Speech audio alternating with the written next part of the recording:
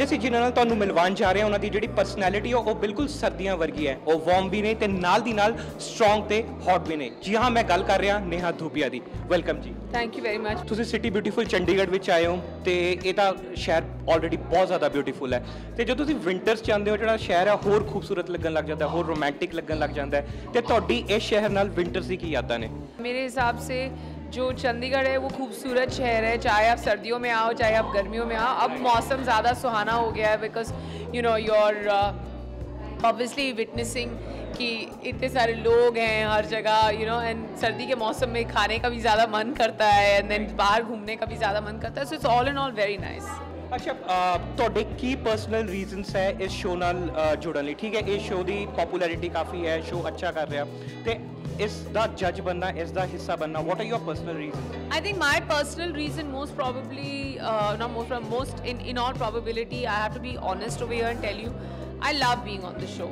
मेरे हिसाब से जितना मज़ा मुझे आता है इस शो में आने का, it's an adventure, it's a road trip, it's entertainment you can't pay money for. अगर आप पैसे भी दो कि मुझे इतना हंसना है और मेरे को कोई इतना हंसाए, it doesn't happen. मुझे इतना experience चाहिए. Through them you get experiences of life.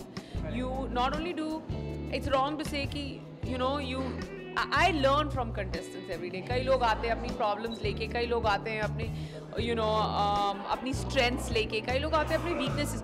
At every point you learn something. और उसके बाद to be on a journey with your friends, with your gang, I think and then to say कि हम काम पे जा रहे हैं, in all fairness it's a good life. Absolutely. Yeah. अच्छा Neha, you travel a lot due to your films, due to your shows ਤੇ ਜਦੋਂ ਤੁਸੀਂ travel ਕਰਦੇ ਹੋ you get to meet lot of youngsters, young girls ਤੇ ਤੁਹਾਨੂੰ ਕੀ ਲੱਗਦਾ ਕਿ ਟਾਈਮ ਦੇ ਨਾਲ ਨਾਲ ਅੱਜਕੱਲ ਜਿਹੜੀ ਕੁੜੀਆਂ ਹੈ ਉਹ ਬਦਲ ਰਹੀਆਂ, ਸਟਰੋਂਗ ਹੋ ਰਹੀਆਂ, ਬੋਲਡ ਹੋ ਰਹੀਆਂ ਨੇ ਤੇ ਟਫ ਹੋ ਰਹੀਆਂ ਨੇ? ਉਸ ਚੱਕਰ 'ਚ ਕਿਤੇ ਨਾ ਕਿਤੇ ਡੂ ਯੂ ਥਿੰਕ ਕਿ ਕੁੜੀਆਂ ਆਪਣੀ ਇੱਕ ਗ੍ਰੇਸ ਖੋ ਰਹੀ ਹੈ, women are losing their grace, ਇੱਕ ਜਿਹੜੀ ਸੈਂਟਿਟੀ ਹੁੰਦੀ ਹੈ? ਡੂ ਯੂ ਥਿੰਕ ਇਹ ਚੇਂजेस ਆ ਰਹੇ हैं? Not at all, not at all. I mean, कोई लड़की ऐसी नहीं है जो अपनी ग्रेस ढूंढे. Women are becoming themselves. जो लड़कियां हैं वो बाहर आ रही हैं, वो बता रही हैं कि हमें ये करना है, हमें वो नहीं करना जो उनसे एक्सपेक्टेड है.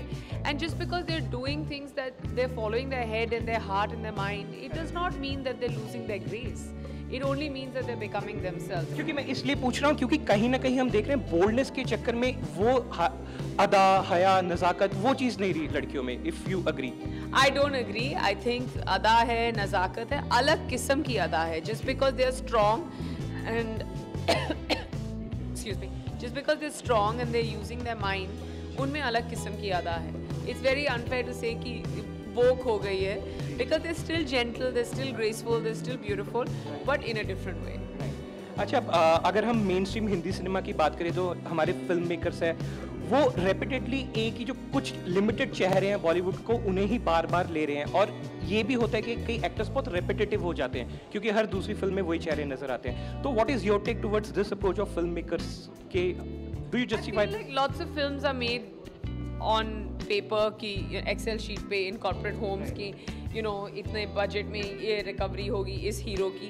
So and then lots of films are those are projects and then there are films made which are smaller films की कहानी है, उसमें कास्ट करेंगे हम किसी को, not so much on the returns but expenditure इतना होगा, हमें अच्छे एक्टर्स चाहिए. So it's what you're talking about is some stars are repeated and they're repeated because they have a market value. Right. और अगर किसी की market value है and a producer thinks that okay no we want to invest in this person so why not, so that's the difference between making a project and a film. Right. So it's two completely different things but both work. And this is probably according to me the best time for Indian cinema की इतना change आ रहा है cinema में, इतने अलग किस्म की फिल्में बन रही हैं but yet at the same time we are trying to stick to formula and then there is nothing wrong with that. तो जैसे कि आप सिटी ब्यूटीफुल में हैं, ऑडिशन के लिए है तो शहर घूमने का टाइम मिलेगा आपको? जी हमें कई चीज़ें करने का वक्त तो मिल जाता है पर हमको क्या करना है वी नीड टू प्रायोरिटाइज. और अगर हम जब भी बाहर जाएं या ट्रैवल करें तो हम अगर खाने लगें और घूमने लगें तो देन हमें अपना भी ध्यान रखना होता है. So between going to the gym and then deciding what we have to do tomorrow और अभी बाकी 3 लड़के या तो जिम में होंगे या स्ट्रैटेजाइज कर रहे होंगे, वो और कुछ करते नहीं हैं. और मेरे हिसाब से the most important thing is to focus on your work, और शहर घूमने का तो वक्त मिल ही जाएगा, बट जी हाँ, मैं चंडीगढ़ बहुत बार आ चुकी हूँ, मैं बहुत घूमी हूँ, सो आई लव दिस सिटी। अच्छा, आपके शोज़ और मूवीज़ के अलावा कल आपको डिजिटल मीडिया में वहाँ पे भी काफ़ी अप्रिशिएट किया जा रहा है। नो फिल्टर नेहा जो आपका ये शो है, कॉन्सेप्ट बहुत नया है, बहुत अनयूजुअल फैक्ट्स जो सेलिब्रिटीज़ के हैं वो लोगों के आगे आ रहे हैं। अगर so how is the experience, और अगर आपके कोई एक अनयूजुअल फैक्ट या कोई सीक्रेट हो तो वो क्या होगा? वेल मेरा कोई अनयूजुअल फैक्ट या सीक्रेट नहीं है, मेरा बस ये सीक्रेट है कि I love my sleep and I will not compromise it for anything. That's the most unusual thing and the most important fact that you need to know. जो मेरे सब दोस्त मेरे बारे में जानते हैं कि हाँ नेहा वो तो 11:30 तक सो जाती है। And the other thing is that I mean for me my most unusual thing is that my most unusual thing is that लोग सोचते हैं that I'm a big extrovert but I'm not. I'm pretty introverted और मुझे लोगों से बात करना काफ़ी मुश्किल लगता है, but I'm pretty unfiltered as a person। और No Filter नेहा जो है वो मेरी पहली प्रोडक्शन है इन बिग गर्ल प्रोडक्शन, जो मेरा खुद का प्रोडक्शन हाउस है। So I'm looking forward to doing more exciting work, but right now it's roadies, so I'm excited about that। हम बिल्कुल जानते हैं कि जो आपका सेलिब्रिटी क्रश है वो रणबीर कपूर है, पर जितने भी आपके शो में सेलेब्स आए हैं, गेस्ट हैं, तो आपका फेवरेट कौन रहा और किसके साथ आपको सबसे ज़्यादा मजा आया? I think it's very unfair to say कि मेरा सबसे फेवरेट कोई था, but I am a little more biased towards Karan Johar, क्योंकि वो मेरे बहुत अच्छे दोस्त हैं और उससे ज़्यादा सबसे पहले गेस्ट मेरे करण जौहर थे, so I'll always be thankful and grateful to him। And more importantly उन्होंने मुझे खुद एक वो टॉक शो करते हैं, तो मुझे उन्होंने खुद एक प्रोड्यूसर हैं, तो मैं पहली बार टॉक शो कर रही थी, पहली बार प्रोड्यूस कर रही थी। He held my hand through it and उन्होंने मेरी बहुत मदद की। So I have to take his name over everybody else's. Sorry guys.